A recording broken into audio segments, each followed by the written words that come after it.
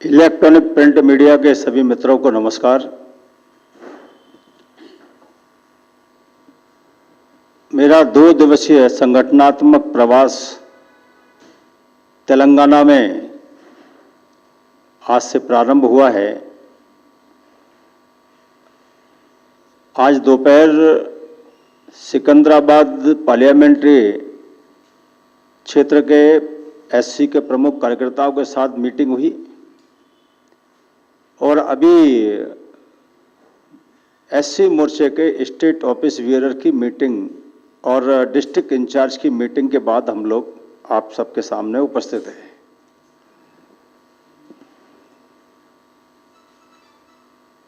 कल state working committee की meeting SC मोर्चे की हैदराबाद में होगी शुरू। कल शाम तक ये मीटिंग चलेगी। इस मीटिंग में आने वाले समय में एससी मोर्चे ने जो नेशनल लेवल पर कार्यक्रम फिक्स किए हैं, वो कार्यक्रम नंबर 1 14 अप्रैल को संविधान निर्माता भारत रत्न बाबा साहब भीमराव अंबेडकर जी की जयंती है। मोर्चा लगातार 2 वर्ष से बाबा साहब अंबेडकर जी की जयंती हर विधानसभा और जिला मुख्यालय पर मनाती आ रही है।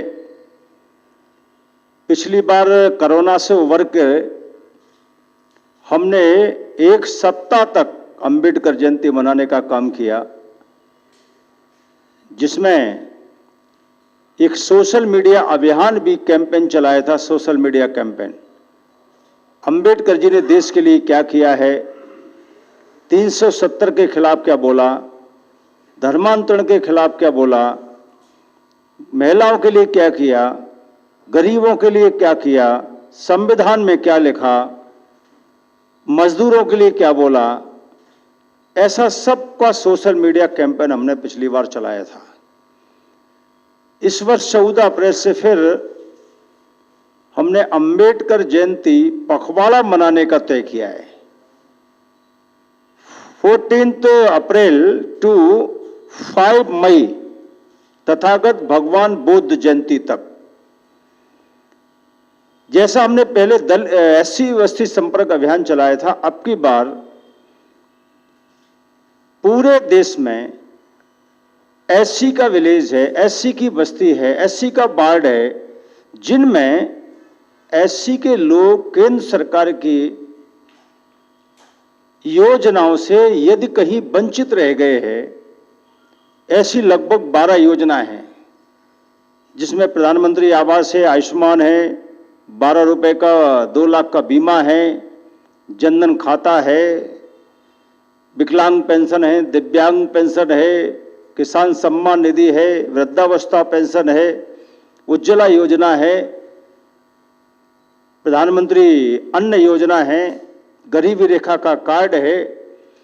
ऐसा जिनका नहीं बना है, एससी मोर्चे के तेलंगाना के हमारे कार्यकर्ता और पूरे देश के एससी मोर्चे के कार्यकर्ता एससी बस्ती में जाएंगे, विलेज में जाएंगे, वार्ड में जाएंगे और उनका फार्म भरवाने का काम करेंगे। जो रह गए हैं किसी कारणवश, उनको उस योजना का लाभ मिले, योजना लाभ दिलाने का काम करेंगे। ये कार्यक्रम हमने हाथ में लिया है और 14 अप्रैल को देश में हर जिला मुख्यालय पर और तेलंगाना में हर असेंबली मुख्यालय पर अंबेडकर जयंती का प्रोग्राम होगा। साथ ही इस 21 दिन के भीतर हर विधानसभा मुख्यालय पर मेडिकल परीक्षण एससी के लोगों को गरीब बस्तियों में भी एससी मोर्चा करने का काम करेगा। ये वृक्षारोपण भी कोई कर सकता है, ऐसा भी हमने वैकल्पिक चीजें दी है मोर्चे को। ये कार्यक्रम एससी मोर्चे का चलने वाला है। इसके लिए राष्ट्रीय टीम 11 लोगों की बन गई है। तेलंगाना के भी स्टेट टोली बन गई है। अब डिस्ट्रिक्ट टोली 5 लोगों की बनेगी, विधानसभा की टोली बनेगी। ये टोली कम्युनिकेशन का काम करेगी, कार्यक्रम नीचे तक संपन्न कैसे हो इसके लिए काम करेगी। मैं आज यहाँ आया हूं तो कल मुझे खुशखबरी मिली हमारे नॉर्थ में बोलते हैं पूत के पांव पालने में दिखाई देते हैं। तेलंगाना में केसीआर की सरकार के रहते भ्रष्टाचार चरम पर है, दलितों पर अत्याचार भी चरम पर है। बाबा साहब अंबेडकर का अपमान केसीआर खुद करते हैं और संविधान को बदलने की बात भी करते हैं जब अब पावर में केंद्र में आएंगे तब। एससी के लोगों को सड़क पर दौड़ा दौड़ा कर मारा जाता है, मर्डर किया जाता है। ऐसी घटनाएं कांग्रेस की गवर्नमेंट या कांग्रेस की संयुक्त सरकारों में या विपक्षी सरकारों में चल रहा है। एक नहीं कई घटना इस प्रकार की है जो मैं आपके सामने उल्लेख करना चाहता हूं। जैसे आप पार्टी ने शराब कांड किया है, करोड़ों का भ्रष्टाचार दिल्ली में किया, उसी प्रकार से केसीआर के परिवार ने तेलंगाना में भी शराब में बड़ा घोटाला किया है और इसलिए कहीं ना कहीं वो जांच के दायरे में है।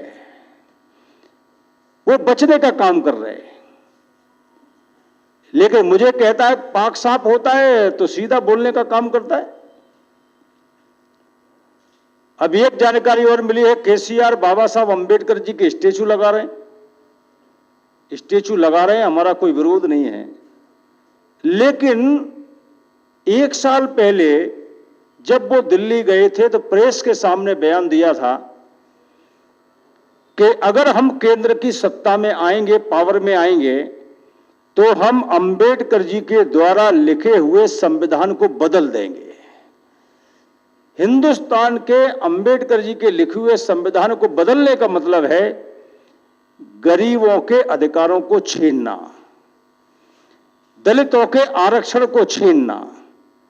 संविधान बदलने का मतलब है गरीबों को मिली हुई सुरक्षा को छीनना। संविधान बदलने का मतलब है हमको बोलने की जो आजादी मिली है, स्वतंत्रता मिली है, समानता का अधिकार जो मिला है, उसको बदलना। तो ये कौन सा रूप है केसीआर का? एक तरफ अंबेडकर जी के संविधान को बदलने की बात कहकर उनका अपमान करते हैं और दूसरी तरफ वो अंबेडकर जी की स्टेचू लगाकर एससी वर्ग में भ्रम पैदा करना चाहते हैं, षड्यंत्र कर रहे। दूसरी तरफ मुझे जानकारी मिली है कि हैदराबाद में अंबेडकर जी की जो स्टेचू लगी है, यहां उनकी राजधानी है, इतने 14 अप्रैल निकल गए उनके मुख्यमंत्री बनते हुए, 6 दिसंबर भी निकल गया उनका परिनिर्वाण दिवस, कभी भी अंबेडकर जी की स्टेचू पर केसीआर कभी माला पहनाने नहीं गए, कभी पुष्पांजलि अर्पित नहीं करने गए। इसका मतलब है केसीआर अंबेडकर विरोधी है, केसीआर संविधान विरोधी है, केसीआर दलित विरोधी है। मैं और जानकारी आपको देना चाहता हूं।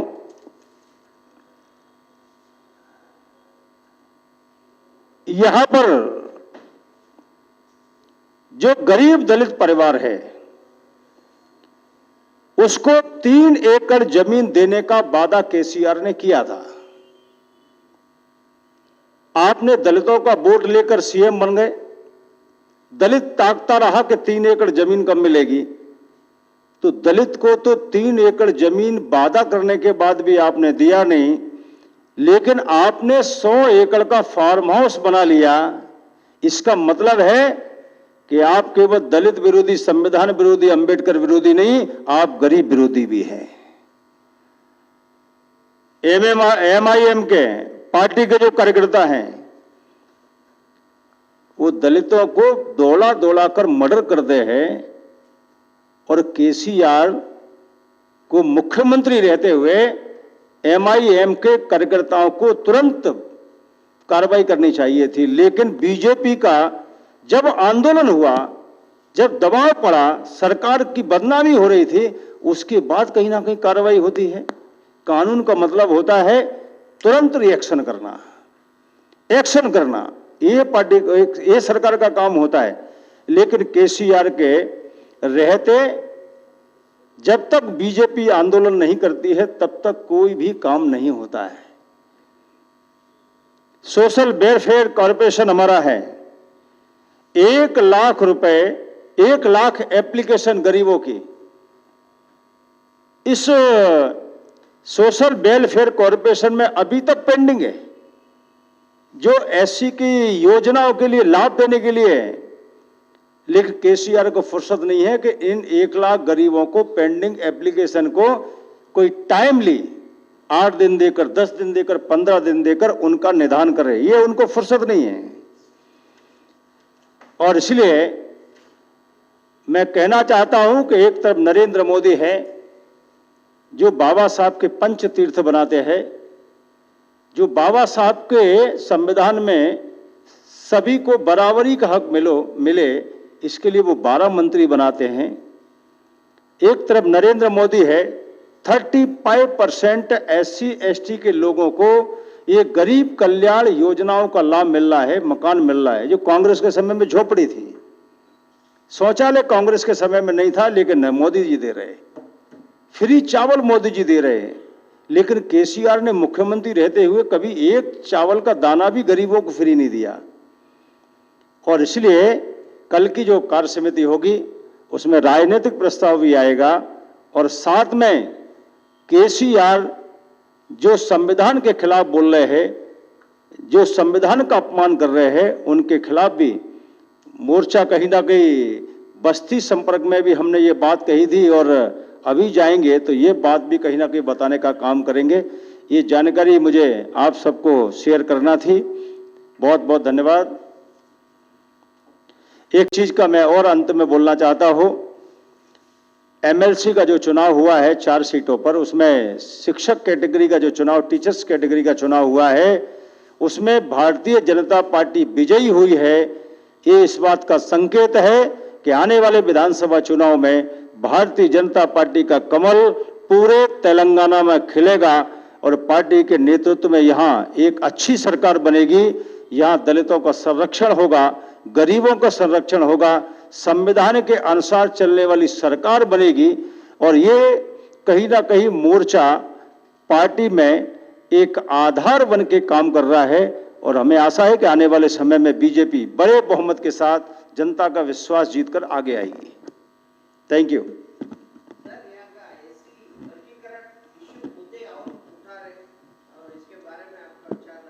क्या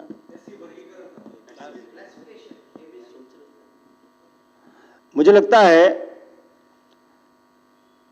हम लोग कभी जातियों में वर्गीकरण करते नहीं हैं। हम पहले ही कहते हैं कि हमारे लिए देश पहले है, इसलिए प्रधानमंत्री कहते हैं सबका साथ, सबका विकास, सबका विश्वास, सबका प्रयास। प्रधानमंत्री आवास देते हैं तो मुस्लिम को भी मिलता है, हिंदू को भी मिलता है, ईसाई को भी मिलता है, पारसी को भी मिलता है। सभी कास्टों के सब कास्ट जो गरीब है उनको मिलता है।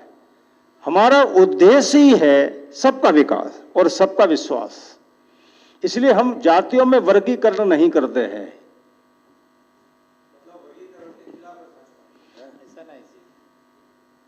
वर्गीकरण जो संवैधानिक व्यवस्था है, जहां जातियों की अनुसूची बनी है, उसे हम नकार नहीं सकते, लेकिन हम जाति के आधार पर पॉलिटिक्स नहीं करते, धर्म के आधार पर पॉलिटिक्स नहीं करते। हम सबको परिवार भाव से देखते हैं। हमारे देश के सब लोग हैं। जब वसुधैव कुटुंबकम की बात करते हैं तो ये बीजेपी सबको लेकर चलने वाली पार्टी है, किसी एक जाति के हिसाब से नहीं। और इसलिए हमने देखो एससी का आरक्षण का सपोर्ट किया है, तो 10% सामान्य वर्ग को भी आरक्षण देके उनके गरीबों को संरक्षण देने का काम किया है। जी नमस्कार, धन्यवाद।